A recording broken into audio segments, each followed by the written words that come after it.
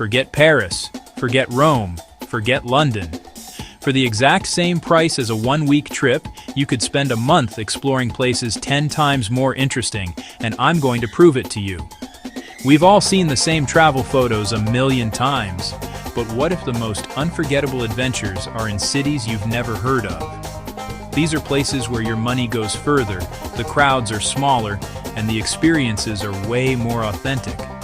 We're counting down 10 insanely underrated European cities for 2025. Let's go. Kicking off our countdown at number 10 is a city that predates Rome, Athens, and even Constantinople. Welcome to Plovdiv, Bulgaria. Tucked away in the Thracian plain, this city is one of Europe's oldest continuously inhabited settlements, a place where layers of history aren't just in museums, they're literally under your feet. It's often overlooked for the capital, Sofia, but Plovdiv offers a richer, more concentrated dose of Bulgarian culture and history without the overwhelming crowds. The best time to visit is during the shoulder seasons, May, June, or September, when the weather is perfect for strolling, the roses are in bloom, and the city's vibrant cultural calendar is in full swing. For a 48-hour whirlwind, start in the Old Town. Spend your first morning wandering its winding cobblestone streets, admiring the colorful National Revival houses with their ornate, painted facades. By afternoon, make your way to the magnificent Roman amphitheater built in the 2nd century under Emperor Trajan. It's not just a relic, it's a living venue, still hosting concerts and festivals. Imagine watching a modern opera or a rock concert on the same stage where gladiators once fought for their lives. The acoustics are phenomenal, and as the sun sets behind the Rhodope Mountains, the ancient stones seem to hum with the energy of millennia. It's a truly unforgettable sensory experience. But Plovdiv isn't a museum piece, frozen in time. It's vibrantly, thrillingly alive.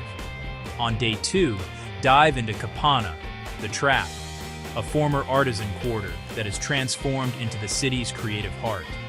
It's a delightful maze of cobbles, independent galleries, artisan workshops, and some of the best craft beer bars in the Balkans. This district embodies Plovdiv's modern-day glow-up, buzzing with raw, unpretentious creative energy. And the food, it's a revelation. For a few leva, you can grab a banitsa, a delicious flaky cheese pastry for breakfast. For lunch, try a shopska salad, so fresh it tastes like sunshine, followed by a hearty kavarma stew. The value here is simply staggering. You can enjoy a massive multi-course meal with local wine for less than the price of a coffee and croissant in Paris. A daily budget of 40 to 60 euros is more than comfortable. Getting here is easy, with Plovdiv having its own airport served by budget airlines, or it's a simple 2-hour train ride from Sofia. Once you're here, the city is incredibly walkable. History, art, and an unbeatable vibe, all at a fraction of big city prices. Plovdiv is the ultimate European travel hack. Sliding into number 9 is Timișoara, Romania, often called Little Vienna for its secessionist architecture, but that nickname, while flattering, barely scratches the surface. Located in western Romania, near the borders of Hungary and Serbia, it's a cultural crossroads that has absorbed the best of its neighbors while forging a fiercely independent identity. The city is a tapestry of grand squares, elegant palaces, and lush, sprawling parks that have earned it the nickname, the City of Flowers. The best time to visit is late spring or early autumn, when the parks are at their most beautiful, and the city's cafe culture is in full swing. But beneath the beauty lies a core of resilience. The Romanian Revolution of 1989 began right here in Victory Square. When you walk these streets, you're tracing the footsteps of heroes who stood up to a brutal regime. It's a powerful, humbling feeling.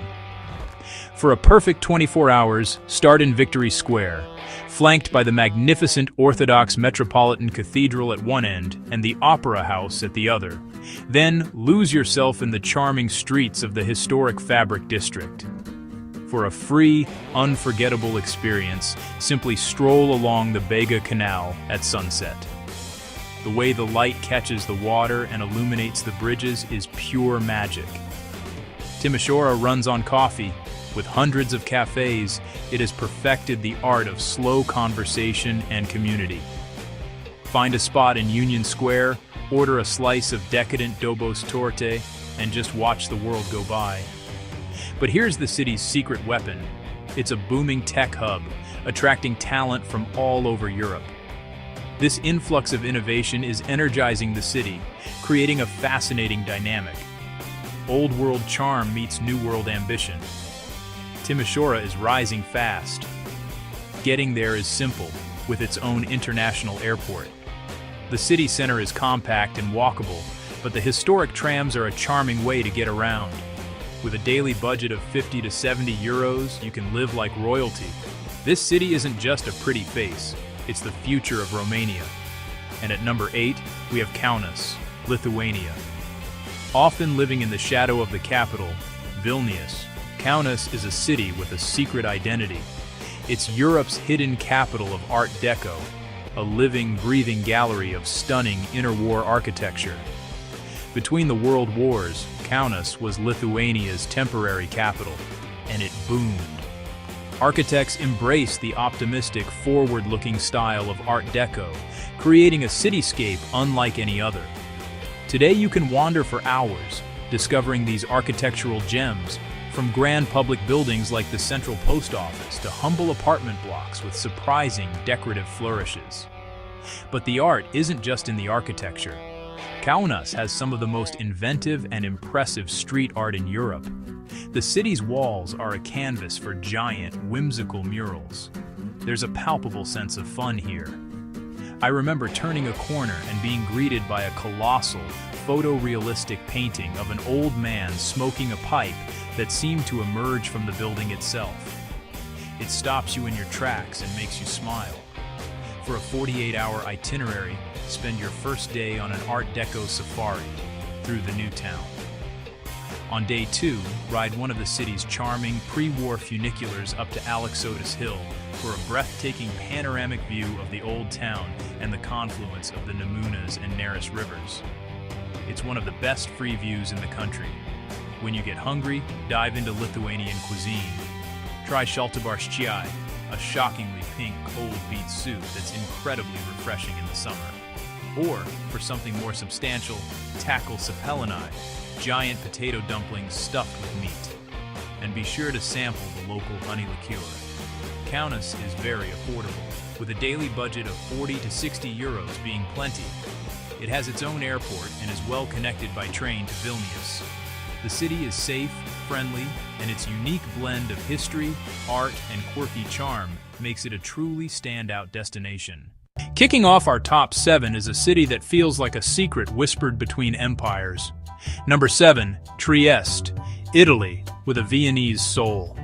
Tucked away in Italy's northeastern corner, bordering Slovenia, Trieste is the capital of the Friuli-Venezia Giulia region. It's often bypassed by travelers making a beeline for Venice or Florence, but that's precisely where its magic lies. It offers a slice of Italy that is grand, complex, and refreshingly uncrowded.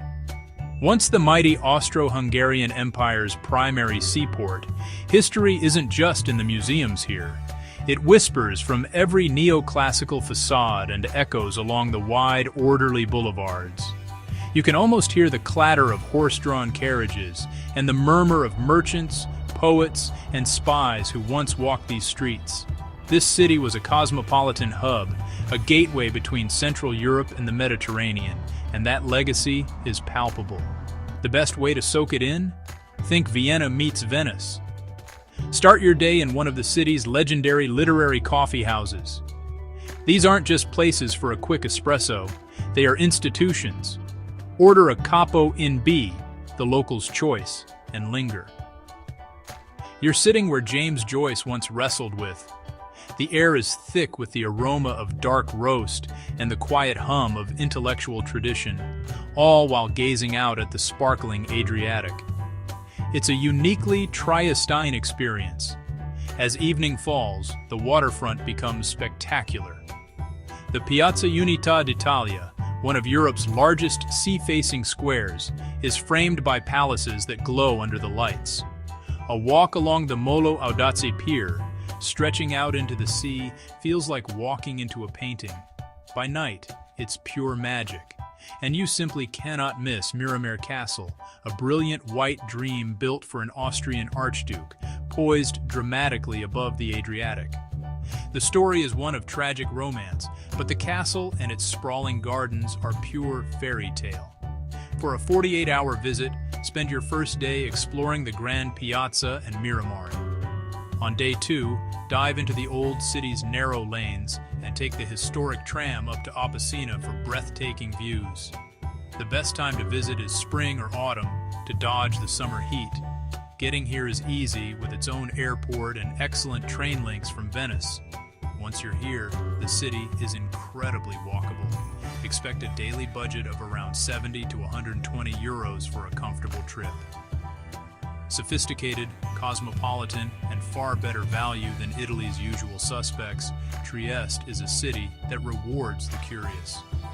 Journeying inland, we arrive at number 6, Pécs, Hungary's Mediterranean mood in the south. Nestled near the Croatian border, Pécs is a university city that radiates a warmth and easygoing charm you might not expect this far from the coast. It's a place where 2,000 years of history, Roman, Ottoman, and Hungarian, don't just coexist, they mingle on every corner. This is a true cultural melting pot, and nothing symbolizes it better than the main square, where a 16th century Ottoman mosque now stands as the city's main Catholic church. The crescent moon symbol is still visible near the cross atop its dome. Step inside, and you'll find mihrab niches pointing towards Mecca alongside a Christian altar. It's a powerful, silent testament to the city's layered past. But the history here goes even deeper, literally. Beneath the streets lies a UNESCO World Heritage Site, a vast early Christian necropolis. These underground burial chambers contain stunning 4th century frescoes, remarkably preserved. It's like visiting the Roman catacombs, but with a fraction of the crowds and an atmosphere of profound tranquility. Pécs isn't just about ancient history, it's a hub of living art. The Zolnay Cultural Quarter is a brilliant example of urban renewal. This sprawling former porcelain factory has been transformed into a vibrant complex of galleries, theaters, and artisan workshops. You can watch craftsmen paint the famous iridescent Zolnay ceramics, a technique that remains a closely guarded secret. The air buzzes with creativity, and when you get thirsty, the nearby Villani wine region, one of Hungary's most prestigious, beckons.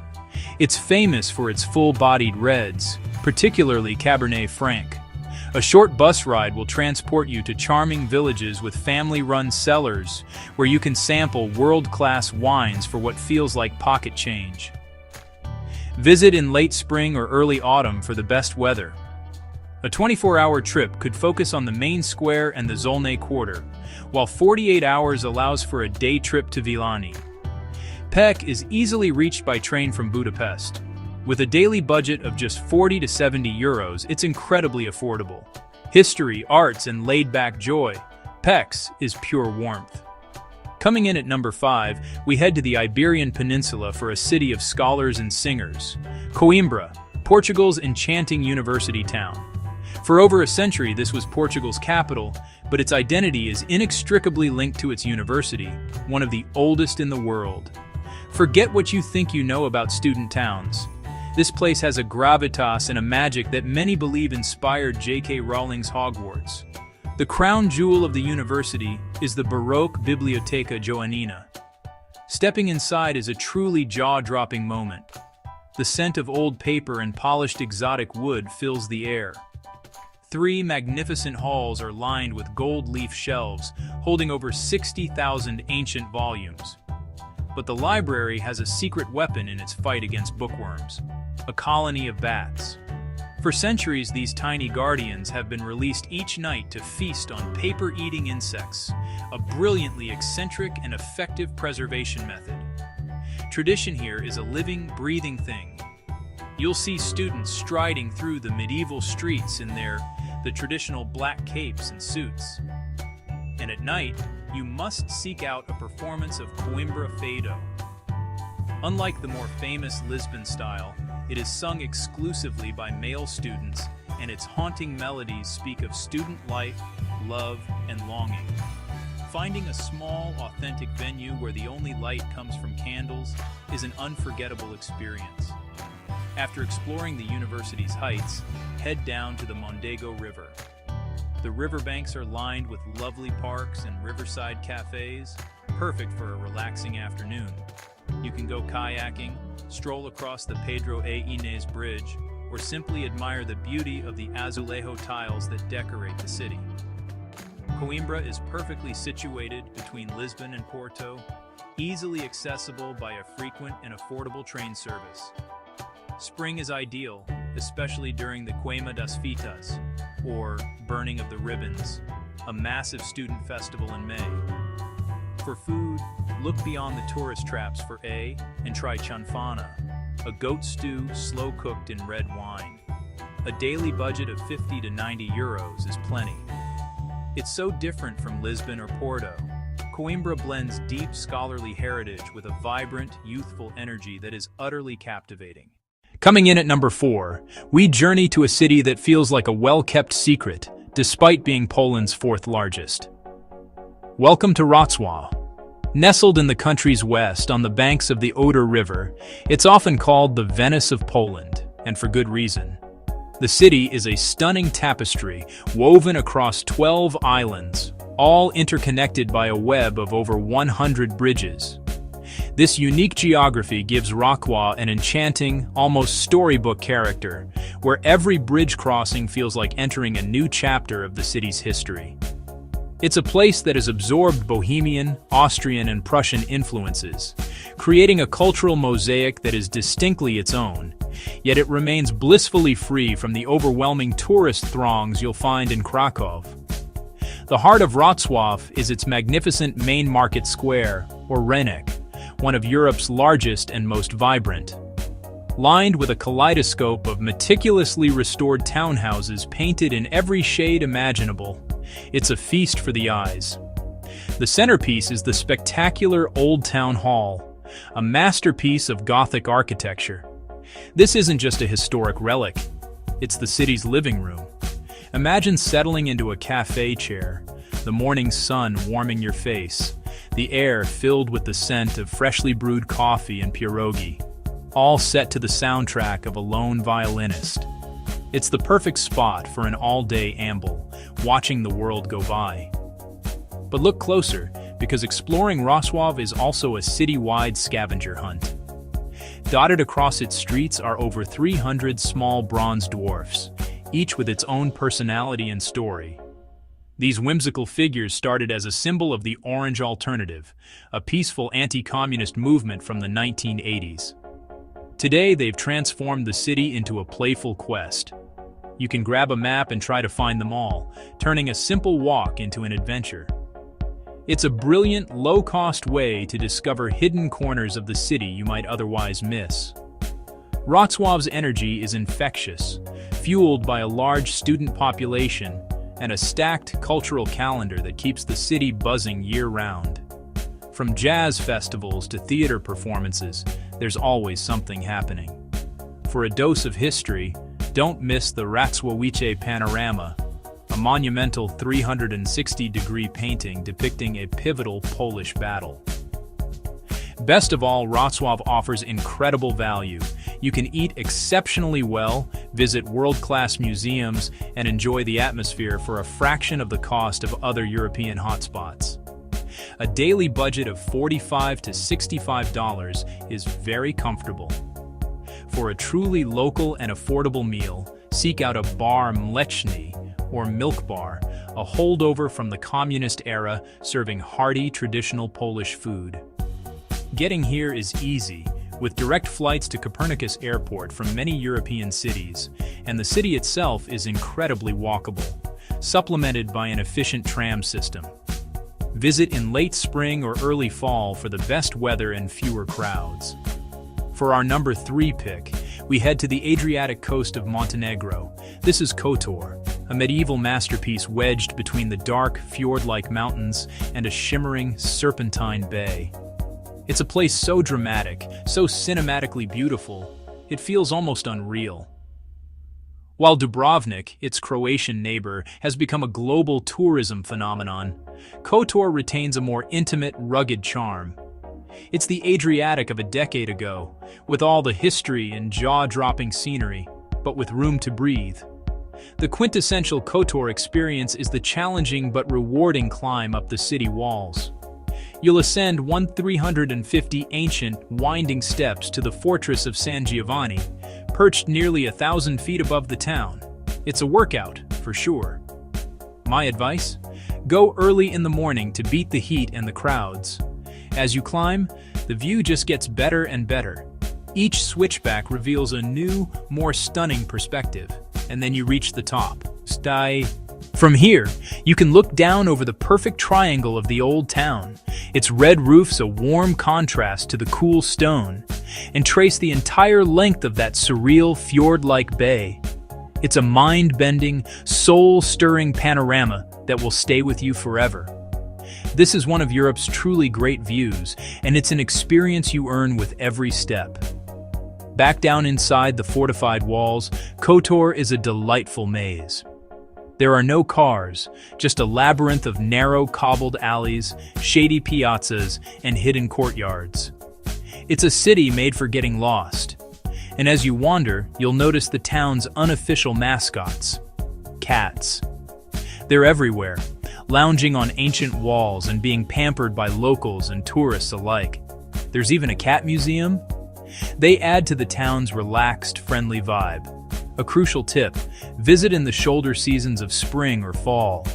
The weather is perfect for hiking, and you'll avoid the summer cruise ship crowds that can overwhelm the small town. A daily budget here can range from $60 to $85. Fly into nearby Tivat or Podgorica airports and use Kotor as your base. From here, you can easily explore the charming coastal towns like Perast and hike the spectacular mountain trails of Lovćen National Park. Kotor isn't just a day trip, it's a gateway to one of Europe's most stunning and affordable coastlines. And for our runner-up, at number 2, we're heading to Spain, but probably not the Spain you're picturing. Forget the flamenco and castanets of the south. We're going north, to the green coast of Asturias and its vibrant port city, Gijón. What makes Gijón so special? It's a real working Spanish city that just happens to have a magnificent 2-mile-long sandy beach, Playa de San Lorenzo, smacked right in its center. It's the perfect blend of urban energy and coastal relaxation. Start your day exploring Cimavilla, the old fishing quarter. This headland of winding streets and colorful houses is the historic soul of Gijón. You can wander its atmospheric lanes, soak in the maritime history, and then just minutes later, find yourself kicking off your shoes and hitting the golden sands of the beach. This seamless transition from historic city to beach resort is what defines the Gijón lifestyle. But the true culture here isn't just on the streets. It's in the glass. Asturian culture is cider culture. Forget the sweet stuff you might know. This is Sidra natural, tart, funky, and completely uncarbonated. The magic is in the pour. Bartenders hold the bottle high above their head and pour a thin stream into a glass held low, a technique called escanciar, which aerates the cider and gives it a temporary fizz. The sensory experience is unforgettable. The hiss of the cider hitting the glass, the sharp, appley aroma that fills the air. You're meant to drink your small serving, or couline, in one go, leaving a little in the bottom to wash the glass for the next person. It's a communal, lively ritual that is the heartbeat of the city, and the food that goes with it. It's some of the best in Spain. Here you can eat like royalty without the Michelin star prices of nearby San Sebastian. Dive into enormous platters of fresh seafood, hearty bowls of fabada, a rich white bean and sausage stew, and sample some of the world's most intense and wonderful blue cheeses. A daily budget of $55 to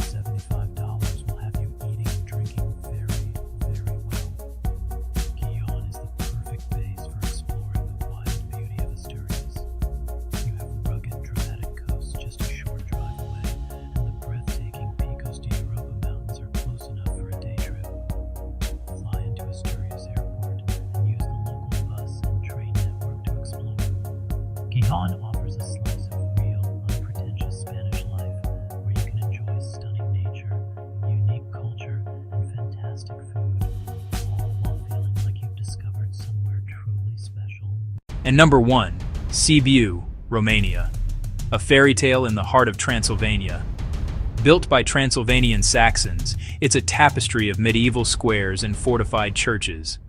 Signature eyelid-shaped roof windows give houses a watchful, whimsical personality. Climb the council tower for sweeping mountain and city panoramas. A cultural powerhouse, world-class festivals animate its storybook streets. Gateway to epic roads and fortified churches in the highlands. Beauty, personality, culture, adventure. Sibiu has it all. 10 incredible cities begging to be explored in 2025. Which one are you adding to your list? Drop a comment, share your tips, and subscribe for more hidden gems. See you in the next adventure.